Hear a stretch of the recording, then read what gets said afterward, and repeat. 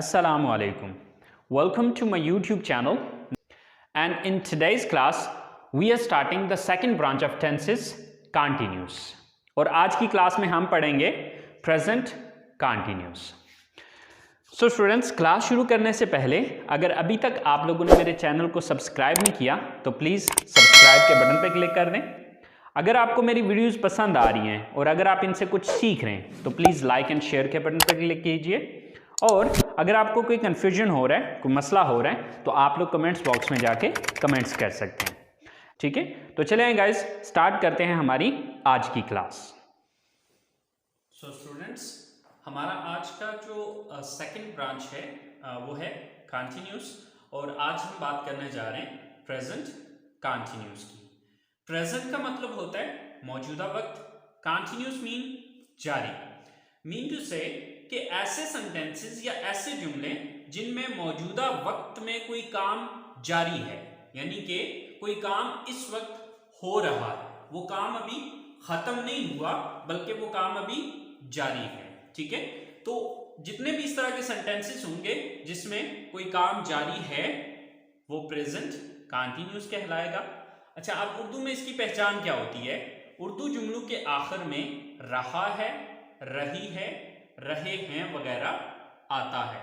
रहा, रही, रहे जो है ये कंटिन्यूस की पहचान है, लेकिन रहा है, रही है और रहे हैं वगैरह जो है ये प्रेजेंट कंटिन्यूस की पहचान होती है। जैसे कि मिसाल के तौर पे मैं ये कहता हूं, मैं इस वक्त आपको प्रेजेंट कंटिन्यूस टेंस पढ़ा रहा हूं, तो देखें कि ये जो सेंटेंस है या ये जो काम है ये इस वक्त हो रहा है। मैं आपको प्रेजेंट कंटिन्यूस अभी पढ़ा रहा हूं, ये काम अभी मुकम्मल नहीं हुआ, ये काम अभी जारी है। इसी तरह मैं कहता हूं वो घर वापस जा रहे हैं, वो वापस घर जा रहे हैं, तो अब ये काम अभी जाने का हो रहा है, अभी ये घर पहुंचे नहीं है, वो जा रहे हैं। ठीक है, इसी तरह से अली अपना होमवर्क लिख रहा है, तो अली ये काम अभी कर रहा है, अभी ये काम खत्म नहीं हुआ है, ये काम जारी है। ठीक है, तो इस तरह के जितने भी सेंटेंसेस हैं जिसके अंदर रहा है, रही है, रहे हैं, लेकिन उसमें साथ ये भी याद रखना है कि कोई काम जारी है। ठीक है, वो इंग्लिश बोल रहे हैं, हम इस फैक्ट्री में काम कर रहे हैं, वो ये कर रहा है, मैं ऐसा कर रहा हूं, आप वैसा कर रहे हो, लाइक इस टाइप के जितने भी सेंटेंसेस होंगे स्टूडेंट्स वो प्रेजेंट कंटिन्यूस के सेंटेंसेस हैं। अच्छा, अब इसकी स्ट्रक्चर क्या होगी? Subject plus is am are plus first form with ING. ठीक है, इसको फोर्थ फॉर्म भी कहते हैं और आप इसको फर्स्ट फॉर्म विद आईएनजी भी कह सकते हैं, प्लस ऑब्जेक्ट। ठीक है, अच्छा, अब आपके माइंड में एक चीज आ रही होगी कि सर आपने ये चीज कही थी कि फर्स्ट फॉर्म प्रेजेंट में आएगी, तो यहां पर तो फर्स्ट फॉर्म के साथ आईएनजी आ गया, तो ये फर्स्ट फॉर्म कैसे हुई? तो स्टूडेंट्स, यहां पे जो फर्स्ट फॉर्म आ रही है वो इज एम आर आ रहा है। ठीक है, ये एक्चुअली बी की फर्स्ट फॉर्म होती है। ठीक है, बी की ही शेप्स हैं इज एम आर। बहरहाल आपको बी में अभी जाने की जरूरत नहीं है, वो आगे डिटेल में मैं आपको बताऊंगा। ठीक है, अभी आपने इसमें कंफ्यूज नहीं होना, बस सिंपल आपने ये याद रखना है कि इज एम आर जो है ये बेसिकली फर्स्ट फॉर्म है। कंटिन्यूस टेंस के अंदर जिस तरह से रहा है, रही है, रहे हैं वगैरह आता है, रहा, रही, रहे जो है वो कंटिन्यूस की पहचान है। इसी तरह से आपने ये बात याद रखनी है कि इसमें जो वर्ब आएगा कंटिन्यूस टेंस में वो आईएनजी फॉर्म में ही आएगा। ठीक है, वो चाहे पास्ट कंटिन्यूस है, चाहे प्रेजेंट कंटिन्यूस है, चाहे फ्यूचर कंटिन्यूस है। उसमें जो असल में वर्ब दो तरह के होते हैं, एक होता है हेल्पिंग वर्ब और एक होता है रियल वर्ब। ठीक है, ये जो आईएनजी फॉर्म में आएगा वो रियल वर्ब आएगा, हेल्पिंग वर्ब ये है। ठीक है, और ये जो है ये आपका रियल वर्ब है। ठीक है, तो यहां पर इज एम आर जो है subject plus is am are plus first form plus with ING plus object. ठीक है, तो यहां पर helping verb is am are आ रहा है। ठीक है, अच्छा, अब सवाल ये पैदा होता है कि ये तीन वर्ड्स हैं, इन तीनों में से कोई एक यूज करना होता है, यानी कि ये तीनों एक साथ या इनमें से कोई दो एक साथ इस्तेमाल नहीं होते, बल्कि तीनों में से कोई एक चूज किया जाता है। तो अब हमें ये चीज देखनी है कि कैसे चूज करेंगे कि यहाँ पे मैं किसी सेंटेंस के अंदर इज लगाऊं, एम लगाऊं या आर लगाऊं। तो स्टूडेंट्स, इसके लिए ये चीज है कि he, she, it and singular noun हो तो उसके साथ आप क्या लगाएंगे? is लगाएंगे. If the subject is he, she, it and singular noun, okay, then you will use is.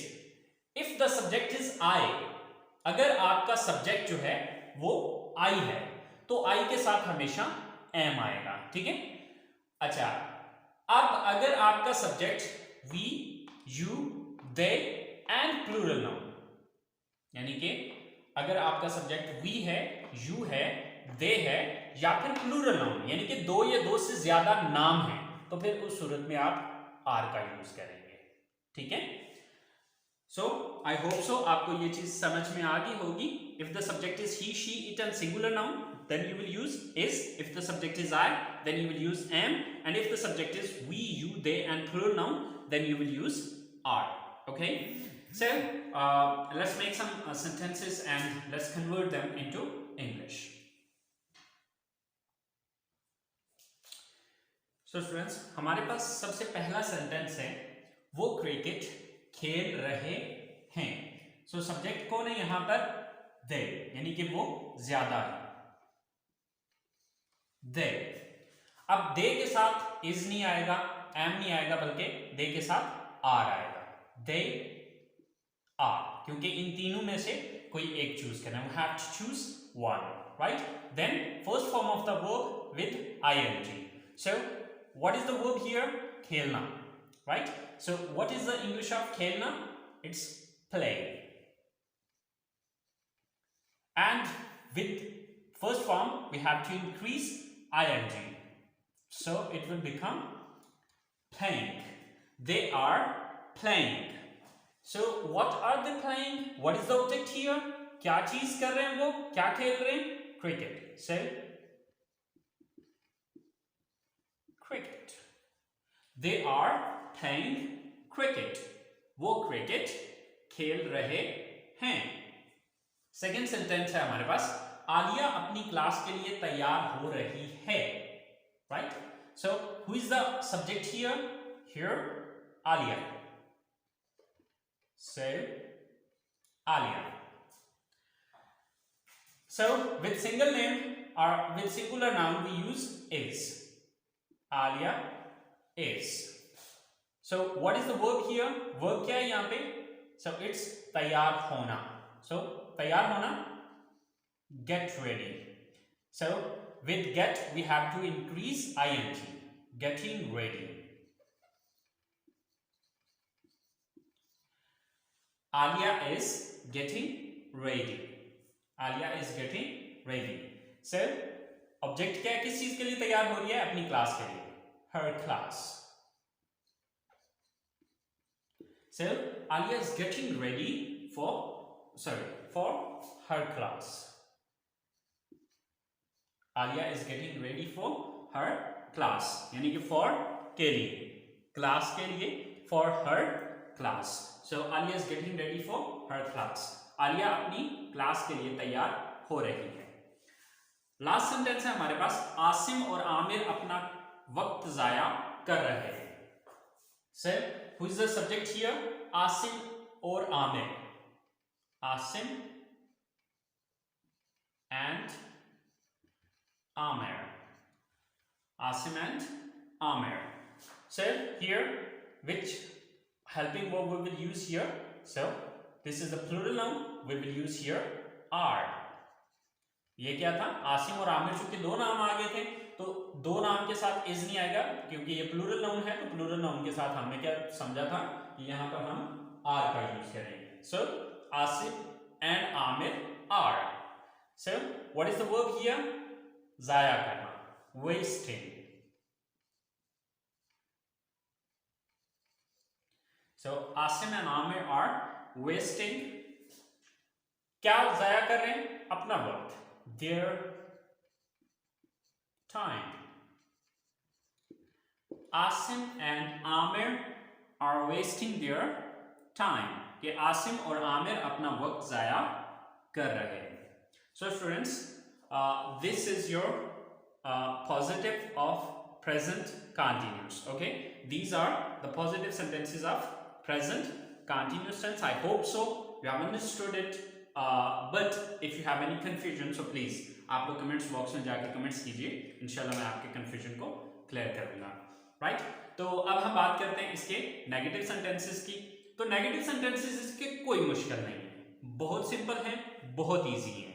Okay, वो क्या है कि मैं जैसे कि पिछली क्लास में मैंने आपको बताया था कि अगर आपके पास हेल्पिंग वर्ब मौजूद हो तो हेल्पिंग वर्ब के बाद नॉट लगा दें। तो देखिए यहाँ पर ऑलरेडी हमारे पास हेल्पिंग वर्ब आ रहे हैं, तो हमारे पास हेल्पिंग वर्ब क्या है, is am are.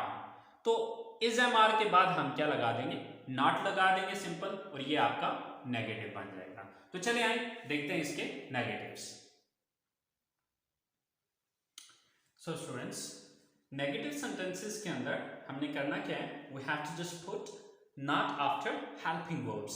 So here we had helping verb is mr, so it means we will put not after is mr। तो यहाँ पर हम क्या करेंगे, is mr के बाद just not लगा देंगे। ठीक है, so structure क्या है इसकी, first of all subject plus is mr, then not, then first form with ing, then object and full stop। यानी कि बाकी सब कुछ पॉजिटिव सेंटेंसेस वाला सब कुछ सेम है, फर्क सिर्फ इतना है कि is mr के बाद हमने नॉट लगाया है। सो हमारे पास पहला सेंटेंस है, वो इस वक्त नहीं सो रहा है। सो सब्जेक्ट कौन है यहाँ पे, ही। देन अब ही के साथ क्या चीज आएगी, is, he is, then not, he is not, then verb क्या है यहाँ पे, सोना, राइट, सो रहा है, सो सोना वर्ब है, sleep, तो इसके साथ ing लगाया, so he is not sleeping इस वक्त, this time,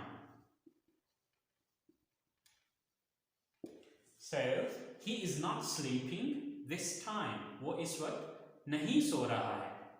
नेक्स्ट सेंटेंसेस, मैं आजकल उससे नहीं मिल रहा हूं, सो सब्जेक्ट मैं, I,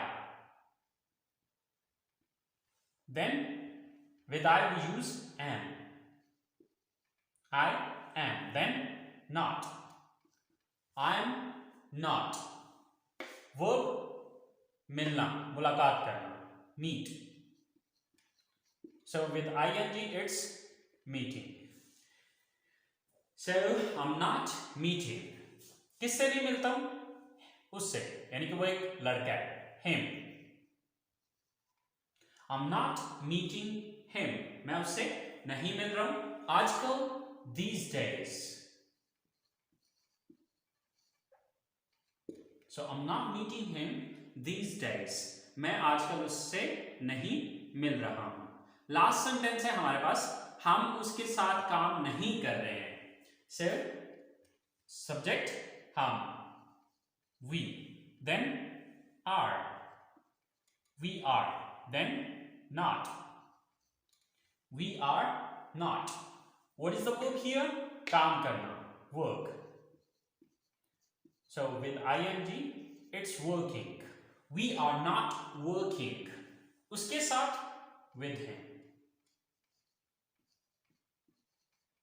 so we are not working with him, हम उसके साथ काम नहीं कर रहे। so students, ये इसके negative sentences हैं। I hope so you have understood, and now we're going to talk about its interrogative sentences, and I hope so you know better that how to make its interrogative sentences। उम्मीद है कि आप लोगों को पता होगा कि इसकी interrogative कैसे बनाने, क्योंकि मैंने आपको एक फार्मूला बताया था अगर आपको याद हो, ओके, और वो फार्मूला क्या था कि आपने देखना ये है कि किस लफ्ज के बाद हमने नॉट लगाया था नेगेटिव बनाने के लिए, तो हमने किस लफ्ज के बाद लगाया था, इन तीनों वर्ड्स के बाद। So it means if we take these three words at the start of sentence, so it will convert it into interrogative sentences।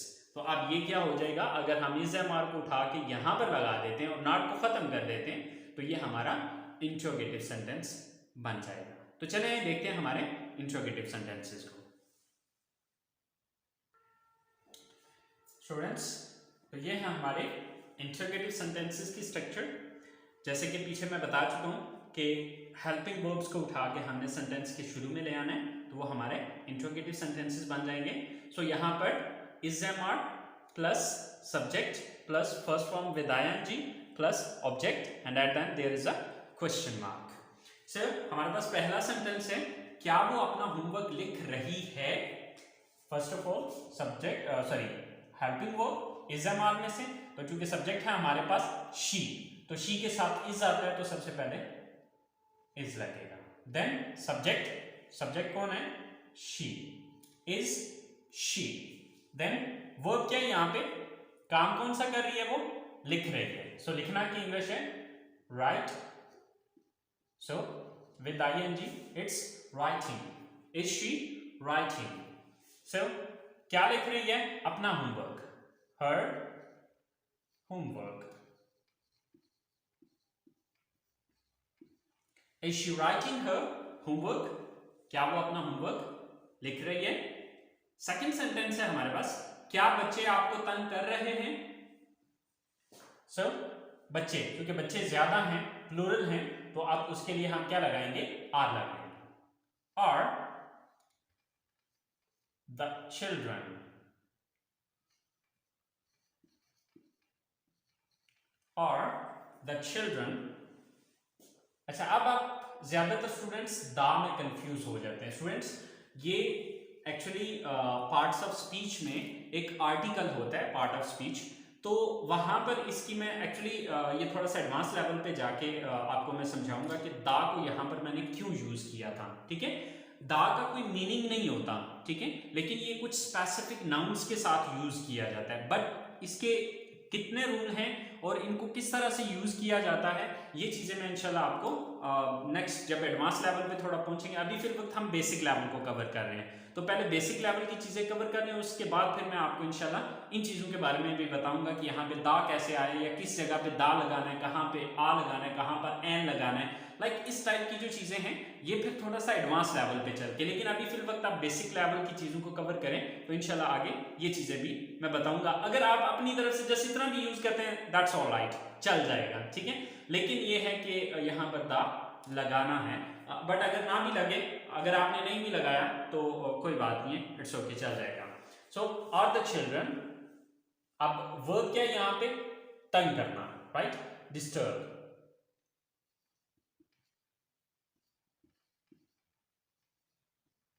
With ing it's disturbing. Are the children disturbing? किसको तंग कर रहे हैं, आपको, you. Are the children disturbing you? क्या बच्चे आपको तंग कर रहे हैं. अब इसकी जगह टीज लगाना चाहते हैं तो वो भी आप लगा सकते हैं. देखिए, इंग्लिश में एक ही वर्ड के कई मीनिंग्स होते हैं और उर्दू में एक ही वर्ड की कई आगे इंग्लिशेस होती हैं. ठीक है, तो आप अपनी मर्जी से यहाँ पे टीजिंग लगाएं या फिर डिस्टर्बिंग लगाएं, it's depend in you, right. So next sentence है हमारे पास थर्ड नंबर पे, क्या वो कहां सो रहा है, वो कहां सो रहा है. So here you will notice that here we are using question word. अगर आप नोटिस करें तो यहां पर हम क्या यूज कर रहे हैं, क्वेश्चन वर्ड. तो क्वेश्चन वर्ड वाली क्लास में मैंने आपको बताया था कि एक सिंपल इंटरोगेटिव सेंटेंस के शुरू में पहले क्वेश्चन वर्ड, यानी कि क्वेश्चन वर्ड की इंग्लिश सबसे पहले लगानी पड़ेगी. तो यहां पर क्वेश्चन वर्ड आया है कहां, तो कहां की इंग्लिश मुझे सबसे पहले लगानी पड़ेगी, उसके बाद ये स्ट्रक्चर अप्लाई होगी. तो कहां की इंग्लिश क्या है, वेयर. देन अब सब्जेक्ट चूंकि ही है तो ही के साथ इज आता है तो इज पहले लग जाएगा. वेयर इज, देन सब्जेक्ट कौन है, वो, ही. वेयर इज ही. अब वर्ब क्या है यहाँ पे, सोना, sleeping. Where is he sleeping. Where is he sleeping? वो कहां सो रहा है. लास्ट सेंटेंस है हमारे पास, आप क्यों अपना काम छोड़ रहे हैं. तो यहां पर भी हमारे पास एक क्वेश्चन वर्ड आ रहा है, क्यों. तो क्यों की इंग्लिश क्या है, why. Then is am are में से कोई एक लगेगा, आर. why आर, क्योंकि यू है तो यू के साथ आर आता है. तो सब्जेक्ट क्या है, यू. why are you. अब यहां पे वर्ब क्या है, छोड़ना, लीव. तो ing जब लगाएंगे तो leaving.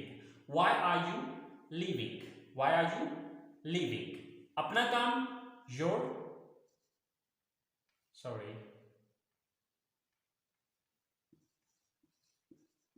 why are you leaving your job या why are you leaving your work? आप वर्क लगाएं, जॉब लगाएं, in both condition it's correct, ठीक है। So why are you leaving your job, आप अपनी जॉब क्यों छोड़ रहे हैं या आप अपना काम क्यों छोड़ रहे हैं, राइट। सो स्टूडेंट्स, ये हमारे इंट्रोगेटिव सेंटेंसेस थे। I hope so present continuous tense आपका समझ आ गया होगा आपको, लेकिन फिर भी अगर आपको कोई भी कंफ्यूजन हो तो प्लीज़ कमेंट्स बॉक्स में जाके आप लोग कमेंट्स कर सकते हैं। इंशाल्लाह मैं आपका जो भी कंफ्यूजन होगा क्लियर कर दूंगा। तो अब स्टार्ट करेंगे हम इंशाल्लाह नेक्स्ट अगली क्लास में पास्ट कंटिन्यूस को।